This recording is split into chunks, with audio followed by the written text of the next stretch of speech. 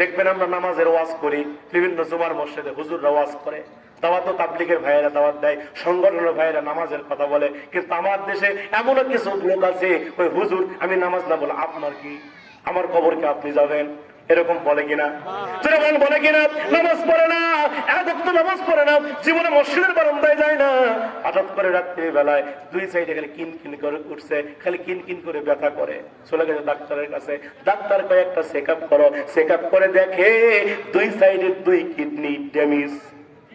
কতক্ষণ নাকা দুই কিডনি একেবারে অচল হয়ে গেছে। ডাক্তার ডাক দিয়ে বলে এইটা বাঁচবে আর মাত্র 6 মাস, যা খাবার সব খিলাম। ও যখন কিডনি ড্যামেজ হয়ে যায়, বাড়িতে আসার পরে ওই আর মসজিদের বারান্দা ছাড়ে না। আল্লাহ বলে এই তওবা কবুল হবে না, এটা আমি আল্লাহর ভয়ে না, মরার ভয়ে। কথা বলেন না কেন?